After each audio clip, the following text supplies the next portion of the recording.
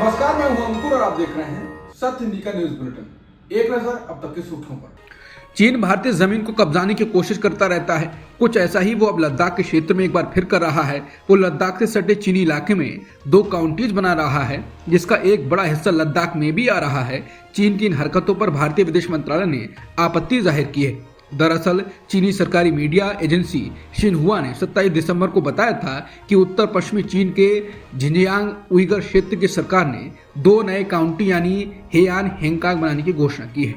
भारतीय विदेश मंत्रालय ने कहा कि इस तरह के किसी भी चीनी कब्जे को स्वीकार नहीं किया जाएगा। विदेश मंत्रालय के प्रवक्ता रणधीर जायसवाल ने कहा कि तथाकथित काउंटियों के कुछ हिस्से लद्दाख में आते हैं और भारत इस क्षेत्र में चीनी कब्जे का कड़ा विरोध करता है। चीन को अपना ये प्रोजेक्ट रोकना ही होगा। चीन के घुसपैठ पर बीजेपी के नेता सुब्रमण्यम स्वामी पीएम मोदी को निशाने पर ले रहे हैं। उन्होंने उस ट्वीट को रीट्वीट किया है जिसमें बताया गया है कि चीन ने भारत की 38,000 वर्ग किलोमीटर जमीन पर कब्जा किया है। चीन ने 2 नए काउंटीज बनाए हैं। इसके बाद स्वामी ने कहा कि आने वाली भाजपा सरकार में मोदी पर देशद्रोह का मुकदमा चलाया जा सकता है, क्योंकि वो कहते रहे हैं कि कोई आया नहीं, जो जानबूझकर बोला गया झूठ है। इसके अलावा वो हाल ही में एक फर्जी बॉर्डर समझौते के जरिए भारतीय क्षेत्र पर चीनी कब्जे को लीगल बनाने पर भी सहमत हुए हैं, जिसमें विदेश मंत्री और डोभाल की मिलीभगत है। पश्चिम बंगाल की सीएम ममता बनर्जी ने बीएसएफ पर बांग्लादेशी लोगों को अवैध रूप से बॉर्डर पार कराने में मदद करने का आरोप लगाया था। अब इस पर बीजेपी नेता और केंद्रीय मंत्री गिरिराज सिंह का जवाब आया है। उन्होंने कहा कि वो बंगाल को बांग्लादेश बनाना चाहती हैं, इसलिए अब बीएसएफ जैसी संस्था जो सीमा पर देश की रक्षा करती है उसको गालियां दे रही हैं। गिरिराज सिंह ने कहा कि बंगाल में जो मुस्लिम बंगाल के हैं उनसे ज्यादा रोहिंग्या और बांग्लादेशी मुसलमानों को उन्होंने भर दिया है, और उन्होंने डंके की चोट पर कहा था कि मेरे रहते कोई बांग्लादेशियों को निकाल नहीं सकता। गिरिराज ने ममता बनर्जी को चुनौती देते हुए कहा कि अगर उनमें हिम्मत है, बांग्लादेशियों को निकालना चाहती हैं, तो वो एनआरसी सीएए लागू करें। प्रशासन ने जम्मू कश्मीर भारतीय जनता पार्टी के अध्यक्ष सत शर्मा और 3 अन्य पूर्व विधायकों के खिलाफ सार्वजनिक पद पर रहते हुए आवंटित सरकारी आवास पर अनधिकृत कब्जा करने के लिए बेदखली की कार्रवाई शुरू कर दी है। नेताओं के कब्जों को खाली करवाने संबंधी याचिका पर संपदा विभाग ने हाईकोर्ट में रिपोर्ट पेश कर दी। सत शर्मा को पिछले वर्ष 21 नवंबर को आवास खाली करने का नोटिस दिया गया था। बंगले का बकाया किराया 73,470 रुपए भी जमा करवाने का आदेश दिया था। इस पर अमल न होने पर अब बेदखली कार्रवाई शुरू कर दी गई है। दिल्ली विधानसभा चुनाव को लेकर पार्टियां जमकर प्रचार प्रसार में लगी हुई हैं। दिल्ली की सभी 70 विधानसभा सीटों पर आम आदमी पार्टी की तरफ से प्रत्याशियों का ऐलान किया जा चुका है, जबकि कांग्रेस पार्टी की तरफ से 3 लिस्ट जारी कर दी गई हैं। शुक्रवार को कांग्रेस की तरफ से जारी की गई तीसरी लिस्ट में दिल्ली के मुख्यमंत्री आतिशी के खिलाफ उम्मीदवार के नाम का ऐलान किया गया। कांग्रेस ने कालकाजी विधानसभा सीट पर अलका लामा को प्रत्याशी बनाया है। इससे पहले कांग्रेस पार्टी ने 2 लिस्टों में कुल 47 उम्मीदवारों के नाम का ऐलान किया था। दिल्ली में बीजेपी की तरफ से अभी तक प्रत्याशियों की एक भी सूची जारी नहीं की गई है, लेकिन माना जा रहा है कि वो जल्द ही अपनी लिस्ट जारी कर देगी। पीएम मोदी ने दिल्ली में चुनावी अभियान की शुरुआत कर दी है। शुक्रवार को दिल्ली के रामलीला मैदान में एक जनसभा को संबोधित करते हुए पीएम मोदी ने दिल्ली की आम आदमी पार्टी सरकार को आड़े हाथों लिया। उन्होंने अरविंद केजरीवाल पर तंज करते हुए कहा कि देश जानता है कि मोदी ने कभी अपने लिए घर नहीं बनाया, लेकिन बीते 10 वर्षों में 4 करोड़ से भी ज्यादा गरीबों के घर का सपना पूरा किया है। उन्होंने कहा कि मैं कभी कोई शीश महल बना सकता था, लेकिन मेरे लिए तो मेरे देशवासियों को पक्का घर मिले, यही एक सपना था। दिल्ली की आप सरकार पर आरोप लगाते हुए पीएम मोदी ने कहा कि दिल्ली में जो लोग राज्य सरकार में पिछले 10 सालों से हैं, उन्हें यहाँ की स्कूली शिक्षा व्यवस्था को बहुत नुकसान पहुँचाया है। हालात ये हैं कि समग्र शिक्षा अभियान के तहत जो पैसे भारत सरकार ने दिए, आधे पैसे भी पढ़ाई के लिए खर्च नहीं कर पाए। पीएम मोदी ने दिल्ली सरकार पर कई घोटालों के आरोप लगाते हुए कहा कि शराब के ठेकों में घोटाला, बच्चों के स्कूल में घोटाला, गरीबों के इलाज में घोटाला, प्रदूषण से लड़ने के नाम पर घोटाला, भर्तियों में घोटाला। ये लोग दिल्ली के विकास की बात करते थे, लेकिन आप आपदा बनकर दिल्ली पर टूट पड़ी है। पीएम मोदी के भाषण पर दिल्ली के पूर्व मुख्यमंत्री अरविंद केजरीवाल ने जवाब दिया। केजरीवाल ने कहा कि आज पीएम मोदी दिल्ली आए थे। उन्होंने लंबा भाषण दिया, इसमें 39 मिनट उन्होंने दिल्ली के लोगों को गालियां देने का काम किया। 2015 में दिल्ली के लोगों ने 2 सरकारें चुनी थी। दिल्ली हाफ स्टेट है। दिल्ली में लोग 2 सरकारें चुनते हैं। केंद्र सरकार बीजेपी की और दिल्ली सरकार आम आदमी पार्टी की। इसको 10 साल हो गए हैं। इन 10 सालों में आप सरकार ने कितने काम किए, अगर हम गिनाने लगे तो कई घंटों तक मैं काम गिना सकता हूँ। दूसरी सरकार यानी केंद्र सरकार ने एक भी ऐसा काम नहीं किया जिसका जिक्र पीएम अपने 43 मिनट के भाषण में करते। जो काम करता है वो गाली नहीं देता। केजरीवाल ने कहा कि बीजेपी वाले पहले लोगों की झुग्गियां तोड़ते हैं, फिर वहां जाकर प्रवास करते हैं। अगर इनको दिल्ली के लोगों ने वोट दे दिया तो ये लोग सभी झुग्गियां उजाड़ देंगे। आज पीएम मोदी ने 10 साल बाद आकर 3 कॉलेज की नींव रखी है। मैं उनसे कहना चाहता हूं कि 3 कॉलेज की नींव रखने में आपको 10 साल लग गए। हमने इतने समय में 22,000 क्लासरूम बनाए। आप हमसे लंबी लाइन खींच देते तो 39 मिनट तक हमको गालियां देने की जरूरत नहीं पड़ती। आपकी वाहवाही होती। केजरीवाल और आम आदमी पार्टी को कोई पूछता ही नहीं। वहीं दिल्ली की मुख्यमंत्री आतिशी ने कहा कि एक तरफ आम आदमी पार्टी है, अरविंद केजरीवाल जी हैं जो दिल्ली के लोगों को अच्छी शिक्षा, अच्छा स्वास्थ्य व्यवस्था, बिजली पानी देना चाहते हैं। दूसरी तरफ बीजेपी जिसके पास चुनाव के लिए कोई एजेंडा ही नहीं है। पीएम मोदी के द्वारा आपको आपदा कहने के बाद अरविंद केजरीवाल ने जवाब दिया। उन्होंने कहा कि आज पीएम ने कहा कि दिल्ली में आपदा आई हुई है। आपदा दिल्ली में नहीं, बीजेपी में आई है, जो कि 3 तरह की है। बीजेपी के पास सीएम चेहरा नहीं है, इनके पास नैरेटिव नहीं है। तीसरी आपदा, इनके पास कोई चेहरा नहीं है। एक आपदा दिल्ली में आई है, वो है क्राइम। लोग चीख पुकार कर रहे हैं, लेकिन गृह मंत्री के कानों तक आवाज नहीं पहुंच रही है। लंबे समय बाद उद्धव सेना ने बीजेपी के मुख्यमंत्री देवेंद्र फडणवीस की तारीफ की है। पार्टी के मुखपत्र सामना में सीएम के नक्सलवाद प्रभावित गढ़चिरौली प्लान का स्वागत किया गया है। यूबीटी के नेता संजय राउत ने कहा कि हमने देवेंद्र फडणवीस की तारीफ की है क्योंकि सरकार ने अच्छा काम किया है। माना जा रहा है कि बीजेपी के खिलाफ आक्रामक बयानबाजी और विरोध का तेवर नरम कर उद्धव सेना ने बीजेपी को संकेत भेजे हैं। फडणवीस के तारीफ पर संजय राउत ने कहा कि हमारे महाराष्ट्र के गढ़चिरौली में अगर नक्सलियों ने आत्मसमर्पण किया और संवैधानिक रास्ते को चुना है तो हम इसका स्वागत करते हैं। उन्होंने कहा कि ये काम जिले संरक्षक मंत्री पहले भी कर सकते थे, लेकिन वहां विकास के बजाय वसूली की गई, जिससे नक्सलवाद बढ़ा है। यूबीटी सांसद ने कहा कि हमने फडणवीस के साथ काम किया है और वो रिश्ता जारी है, लेकिन हम विपक्ष में हैं और हम मुद्दे उठाते रहेंगे। बता दें कि नए साल का पहले दिन सीएम फडणवीस ने गढ़चिरौली में बिताया था। वहां उन्होंने कई परियोजनाओं की नींव रखी थी। महाराष्ट्र की सियासत में खेल हो रहा है। उद्धव की शिवसेना के सामना के संपादकीय पेज पर मुख्यमंत्री फडणवीस की तारीफ के पुल बांधे गए। आज पुणे में मीडिया से बात करते हुए शरद पवार की बेटी और एलसीपी एसपी सांसद सुप्रिया सुले ने भी मुख्यमंत्री के एक्टिव मोड की तारीफ की। इसे राजनीतिक पंडित भी कुछ बड़ा होने का संकेत समझ रहे हैं। सुप्रिया सुले ने कहा कि दिख रहा है कि एक ही आदमी बहुत ताकत से काम कर रहा है, उसका नाम है देवेंद्र फडणवीस, बाकी कोई दिख ही नहीं रहा है। इस सरकार में मिशन मोड में केवल देवेंद्र फडणवीस ही काम कर रहे हैं। चाहे टीवी देख लीजिए या कहीं भी केवल सीएम फडणवीस ही दिख रहे हैं। अच्छी बात है, उन्होंने जिम्मेदारी ली है, उन्हें हमारी शुभकामनाएं हैं। महाराष्ट्र सरकार की कमान मुख्यमंत्री देवेंद्र फडणवीस के हाथ में आते ही उन्होंने कई हैरान करने वाले फैसले लिए। अब उन्होंने अपने ही सहयोगी और पूर्व मुख्यमंत्री एकनाथ शिंदे के लिए बड़े फैसले पर रोक लगाकर विपक्ष को हमला करने का और एक मौका दे दिया है। मुख्यमंत्री फडणवीस ने पूर्व की एकनाथ शिंदे सरकार के बस किराए पर लेने के फैसले पर रोक लगा दी है। सीएम फडणवीस ने इस फैसले की समीक्षा की और उसके बाद इसे फिलहाल रोकने का निर्णय लिया। हालांकि ये साफ नहीं है कि वो शिंदे सरकार के अन्य फैसलों की भी समीक्षा करेंगे या नहीं। विपक्ष ने इस फैसले को लेकर घोटाले के आरोप लगाए हैं। विपक्ष ने इस मामले में सरकार पर 2800 करोड़ का घोटाला करने के आरोप लगाए थे। विपक्ष के नेता अंबादास दानवे ने मामले में किसी भी जानकारी से इनकार किया। दानवे ने आरोप लगाए थे कि शिंदे सरकार के फैसले के बाद स्कैम हुआ।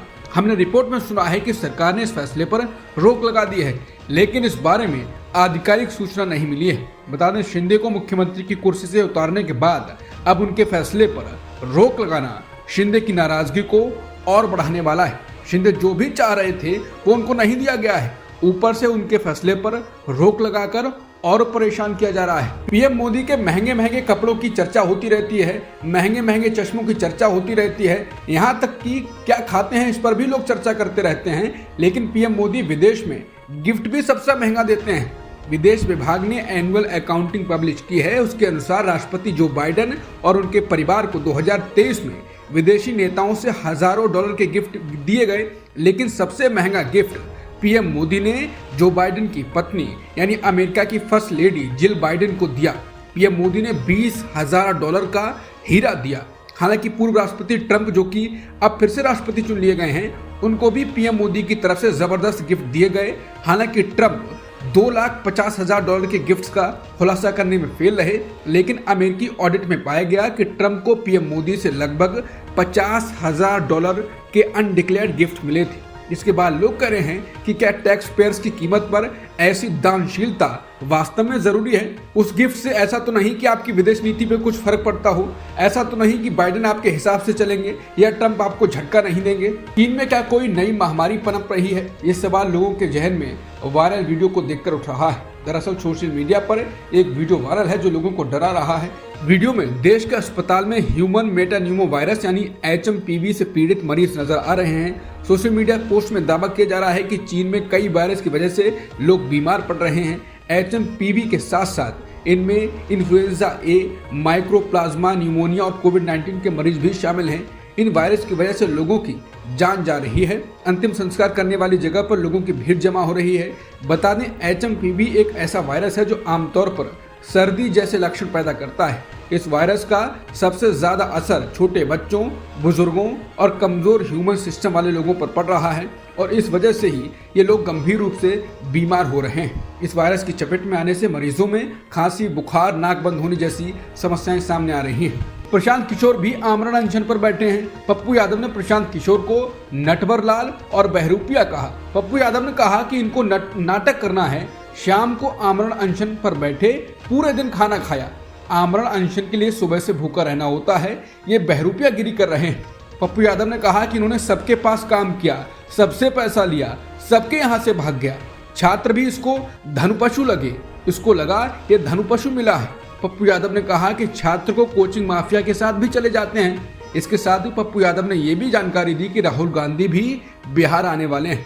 पप्पू यादव ने कहा कि हमने संदेश दिया है, वो भी आ सकते हैं और हमने कपिल सिब्बल से बात कर ली है कि आप सिर्फ हाईकोर्ट का ऑर्डर लेकर आ जाएं, बीपीएससी परीक्षा रुक पाएंगे। MPPSC यानी मध्य प्रदेश लोक सेवा आयोग के दफ्तर के बाहर हुए धरना प्रदर्शन में शामिल 2 लोगों की गिरफ्तारी पर कांग्रेस सांसद राहुल गांधी ने बयान दिया है। उन्होंने एक्स पर किए एक पोस्ट में लिखा कि हाल ही में यूपी और बिहार की घटनाओं के बाद अब मध्य प्रदेश में MPPSC में हुई गड़बड़ी का विरोध कर रहे 2 छात्रों को जेल में डाल दिया गया है, वो भी तब जब मुख्यमंत्री ने खुद छात्रों से मुलाकात कर उनकी मांगों पर विचार करने का आश्वासन दिया था। बता दें, इन 2 लोगों को बुधवार को गिरफ्तार किया गया था। विरोध प्रदर्शन की वजह MPPSC की भर्ती प्रक्रिया में गड़बड़ी बताई गई थी। राहुल गांधी ने कहा कि सरकारी भर्ती में विफलता बड़ा अन्याय है। पहले तो भर्ती नहीं निकलती, भर्ती निकल जाए तो एग्जाम समय पर नहीं होते, एग्जाम हो तो पेपर लीक करवा दिए जाते हैं और जब युवा न्याय मांगते हैं तब उनकी आवाज को बेरहमी से कुचला जाता है। उन्होंने कांग्रेस का आधिकारिक एक्स हैंडल से किए एक पोस्ट को रीपोस्ट किया। इस पोस्ट में गिरफ्तार किए गए दोनों लोगों की जेल से बाहर खड़े तस्वीर शेयर की गई है। राहुल गांधी ने अपने पोस्ट में आगे लिखा कि छात्रों के अधिकार की लड़ाई में हम उनके साथ हैं। भाजपा को देश के युवाओं के हक की आवाज किसी भी कीमत पर दबाने नहीं देंगे। बिहार में राजनीतिक सरगर्मी तेज है, कयासों का दौर जारी है। हाल के दिनों में नीतीश कुमार के दिल्ली दौरे और बीजेपी से बढ़ी थोड़ी दूरी ने राजनीतिक पंडितों को चर्चा का एक मुद्दा दे दिया है। पीएम मोदी और नड्डा से मुलाकात न होने के बाद नीतीश ने मीडिया से दूरी बना ली है, चुप्पी साध ली है। उसके बाद बिहार में उनके पारा बदलने की संभावना पर चर्चा शुरू हो जाती है।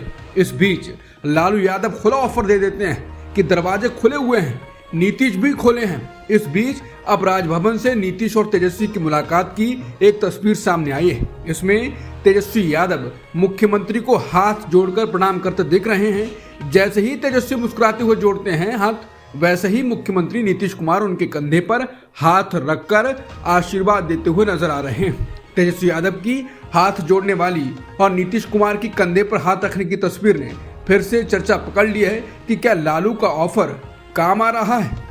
अडानी ग्रुप के खिलाफ अमेरिका में 2 मामले चल रहे हैं। हालांकि दोनों मामले एक दूसरे से जुड़े नहीं हैं, लेकिन अब एक कोर्ट में एक ही जज के सामने रखे गए हैं ताकि एफिशिएंसी बढ़ सके। 12 और 18 दिसंबर को कोर्ट ने दोनों मामलों को एक ही जज के सामने रखने का आदेश दिया था। अडानी ग्रुप के खिलाफ अमेरिका में जो क्रिमिनल और सिविल मामले चल रहे हैं, उसमें शेड्यूल के टकराव को रोकने और एफिशिएंसी को देखते हुए एक ही जज के पास भेज दिए गए हैं, लेकिन दोनों मामले अलग अलग चलेंगे। इसका मतलब यह है कि सिविल और क्रिमिनल कार्यवाही अलग अलग सुनी जाएगी। हर के लिए अलग अलग निर्णय दिए जाएंगे। दो अलग अलग फैसले आने पर अडानी की मुश्किलें बढ़ सकती हैं। अडानी समूह के अध्यक्ष गौतम अडानी को नवंबर 2024 में अमेरिकी अटॉर्नी ने घूस देने और उसकी साजिश रचने की योजना में उनके शामिल होने के लिए दोषी ठहराया था।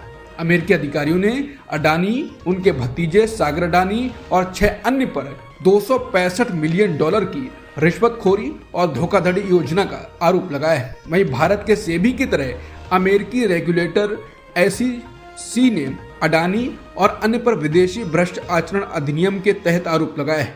अभियोग न्यूयॉर्क के पूर्वी जिले के लिए अमेरिकी जिला न्यायालय में दायर किया गया था। अडानी पर वित्तीय धोखाधड़ी के आरोपों में सितंबर 2021 में अडानी ग्रीन का $750 मिलियन का बॉन्ड जारी करना भी शामिल है। योगी सरकार में मंत्री आशीष पटेल अपनी ही सरकार पर हमलावर हो गए हैं। सिराथू की विधायक और अपनी पार्टी की नेता पल्लवी पटेल के आरोपों पर सफाई देते हुए उन्होंने कहा कि उनके खिलाफ राजनीतिक साजिश रची जा रही है। मंत्री ने कहा कि मैं थप्पड़ खाकर चुप बैठने वाला नहीं हूँ, ईंट का जवाब पत्थर से दूंगा। आशीष पटेल ने कहा कि मेरी और मेरी पत्नी की संपत्ति की जांच करवा लें। उन्होंने कहा कि एक धरना मास्टर है, सिर्फ प्रोजेक्ट किया जाता है और धरने पर बैठा दिया जाता है। STF के किस अधिकारी ने 2 लोगों को धरने पर बैठाने के लिए भेजा है? पता कर लें, दूध का दूध और पानी का पानी हो जाएगा।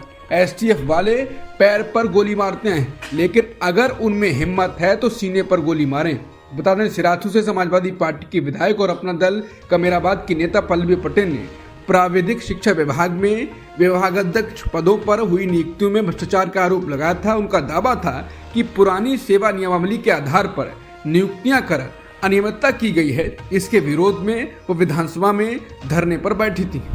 उत्तर प्रदेश के मंत्री आशीष पटेल द्वारा STF पर उनके खिलाफ साजिश रचने का आरोप लगाने और एजेंसी से अपनी जान को खतरा होने का आरोप लगाने के बाद उनकी पत्नी और केंद्रीय राज्य मंत्री अनुप्रिया पटेल भी बोली हैं। अनुप्रिया पटेल ने चेतावनी दी कि उनकी पार्टी कार्यकर्ता की गरिमा के मामले पर चुप नहीं बैठेगी। उन्होंने कहा कि आशीष पटेल ने आपके बीच कुछ बातें शेयर की, उनके मन में कुछ पीड़ा थी, इसलिए उन्होंने ऐसी बात कही। अनुप्रिया ने कहा कि हमारी पार्टी के कार्यकर्ता या नेता की प्रतिष्ठा पर आंच आएगी तो हम समझौता नहीं करने वाले हैं। हमें जवाब देना आता है, हमें पता है कि कौन किसके इशारे पर चल रहा है, ये हमारा एक एक कार्यकर्ता जानता है। उत्तर प्रदेश के कासगंज में तिरंगा यात्रा को लेकर भड़की भीड़ की हिंसा में युवक चंदन गुप्ता की हत्या हो गई थी। इस मामले में लखनऊ की NIA कोर्ट ने सभी 28 आरोपियों को उम्र कैद की सजा सुनाई गई है और 50,000 रुपए का जुर्माना भी लगाया है। कोर्ट ने गुरुवार 2 जनवरी को 28 आरोपियों को दोषी करार दिया था। कोर्ट ने 2 आरोपियों नसीरुद्दीन और असीम कुरैशी को सबूतों के अभाव में बरी कर दिया।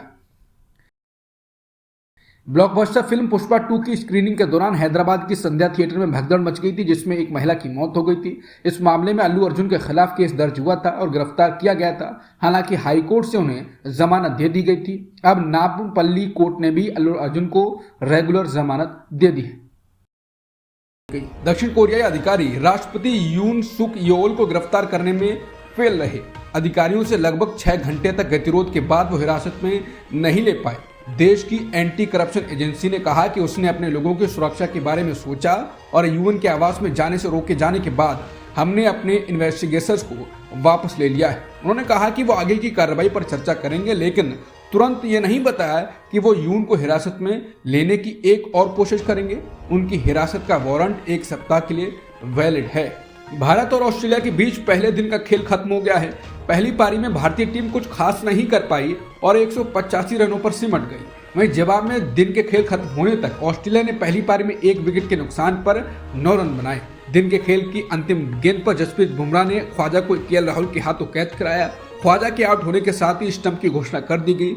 ऑस्ट्रेलिया की टीम फिलहाल 176 रन पीछे चल रही है। फिलहाल क्रीज पर सैम कोस्टास 7 रन बनाकर मौजूद हैं। भारत और ऑस्ट्रेलिया के खिलाफ खेले जा रहे 5वें टेस्ट मैच में कप्तान रोहित शर्मा को टीम से बाहर रखा गया है। रोहित शर्मा की जगह शुभमन गिल को प्लेइंग 11 का हिस्सा बनाया गया है।